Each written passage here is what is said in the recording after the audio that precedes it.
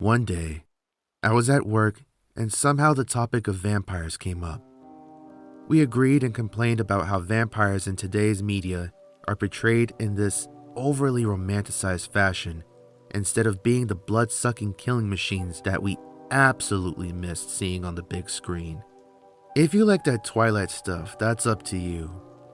But for me and many others, seeing the fear and carnage they once left behind was a craving that's been left unsatisfied for a very long time.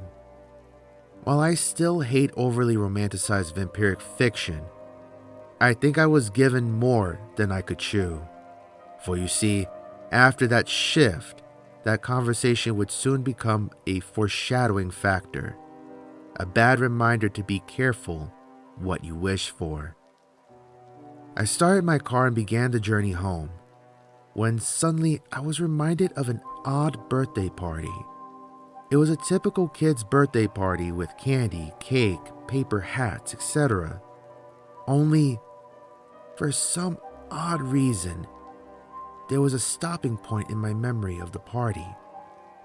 I remember a Gothic-style dining room where we were to sing happy birthday to the birthday boy. My face contorted as I tried remembering the kid's name. The cake was as beautiful as it looked tasty. After he blew out the candles, I remember putting on as many paper hats on my head as I could. I started crying because I accidentally let go of one of the hats onto my eyes instead of on my forehead. Even now I cringe thinking about it. The thing that bothers me is that I truly don't remember anything else.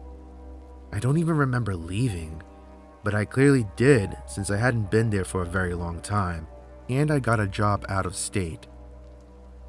Just as I tried to shake off the odd memory, an unmatched fog rolled in.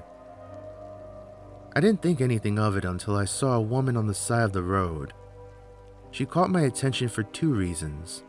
The first was that this was a country road at 7 o'clock in the morning, meaning the only people you would see on the road like this, at this ungodly hour, were runners and perhaps a few kids waiting for the school bus to arrive.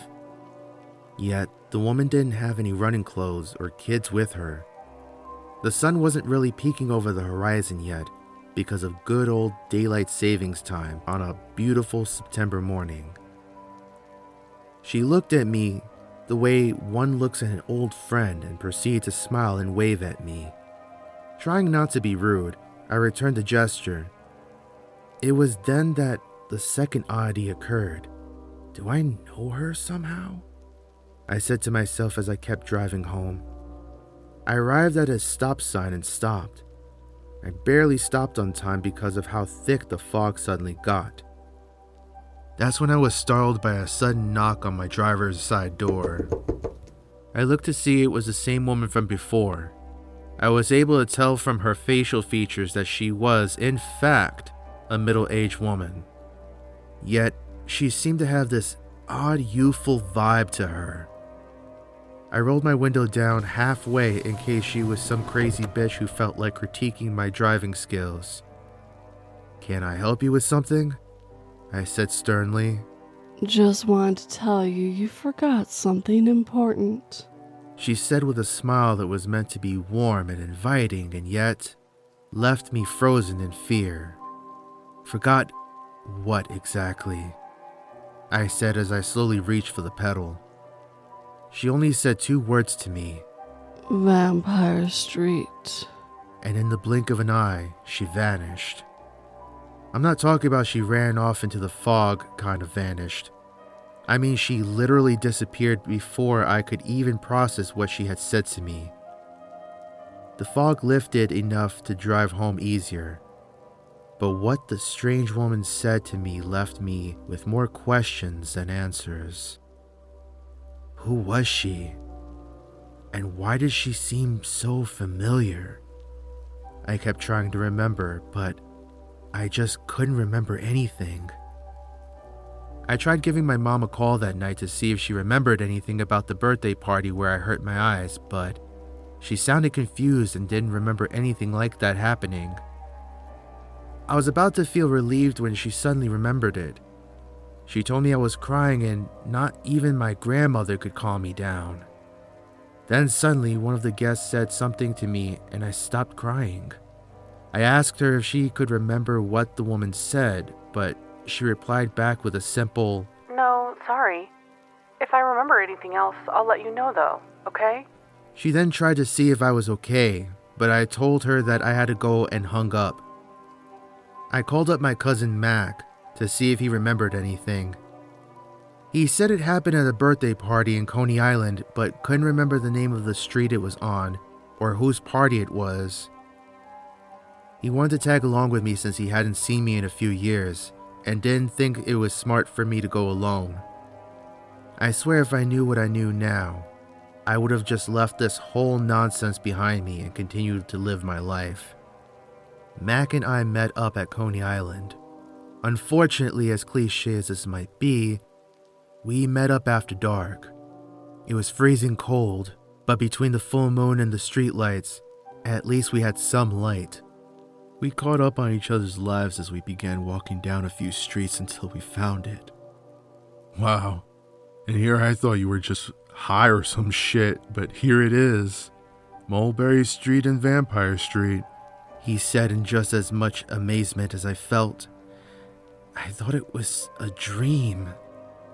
Do you think there are any hot vampire chicks here, or are they just busy feeding? He said playfully. I punched his arm and told him to shut up as we began to walk down Vampire Street. It was eerily quiet as a small fog crept to our feet, to the point where we couldn't see anything below our ankles, and then anything below the knees.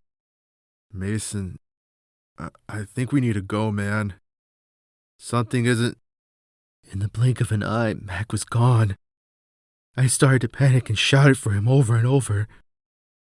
Mac wasn't just my cousin. He was like the goofy and annoying ass of a brother that I never had. I had to protect him, but as the dread of the situation continued, I quickly realized that I might not be getting out of here alive. Sorry to keep you waiting, but... She dropped Mac's dead body onto the cobbled road. His body was covered in blood from the neck down, and his face looked like fear was permanently etched onto his face. A girl's gotta keep up her strength. Wouldn't you agree, Mason? You fucking bitch! I yelled out in anger as my voice echoed along the empty streets. Now, is that any way to address an old friend? She said with a menacing smile. I felt like prey that was trapped in the corner, but has not accepted their death yet. Why? Why did you have to kill him? Simple. Mason, do you remember my brother's birthday party? I looked at her with confusion at her question. I'll take it as a no. You accidentally blinded yourself with the strings of paper hats. My mother was the only one able to calm you down. The woman walked slowly toward me as she was soaked in Mac's blood. Her name fell from my lips, as if they had wanted to do so for a very long time. Claire? And here I thought you had completely forgotten me. Although I wasn't expecting you to offer your cousin to me this time. What the hell are you talking about? I said, confused and angry. When you hurt yourself at the party, there was only one way to cure those eyes of yours, but it came with a price. She said as she revealed her fangs, as her face became more demonic looking. You now serve me as you served my mother before me. My eyes widened as I was slowly putting the pieces together, but not enough to solve the puzzle. Tell me something, Mason. How did you think you had the money to move away? You were poor and barely able to afford your school tuition, not to mention the student loan debts and a place to live after you practically ran away from home. Do you even remember any of that? Or is most of it a blur? She said as she moved faster to me. She kept getting closer in a blurry manner. It made it difficult to keep up with her. Eventually, she had me pinned against a nearby restaurant. "What the hell do you want from me?" I said with tears falling down my face. She giggled as she spoke. Mason. There are many kinds of vampires, my little childhood crush. Some who drain blood, those who drain souls, and those who steal energy from their victims. However, I'm the kind of vampire that feeds off of pure raw. She moved her large fangs closer to my neck.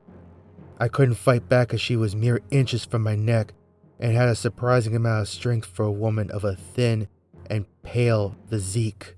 Suffering. She bit down as I squirmed under her intensive strength. I screamed in agony as I couldn't fight back, and the memories filled my mind. In my desperate need to feel relief from the pain of hitting my eyes, I made a blood pact. I would stay in New York, not only to serve Claire, but to be her husband. I blindly gave her victim after victim, and all was well. Until I broke my contract. The second that I moved away to live a better life, I broke the bargain. I realized too little too late what she was telling me. But in my defense, it was hard to think as she continued to drain me and take the wind out of my lungs.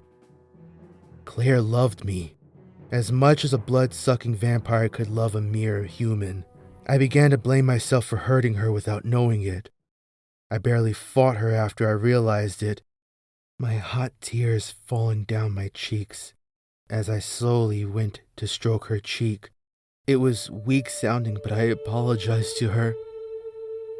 The last thing I could remember was feeling the cold chill of death as my vision became black as coal. Claire dropped me to the floor and wept as she realized what she had done. But by then, it was too late, and I was now gone.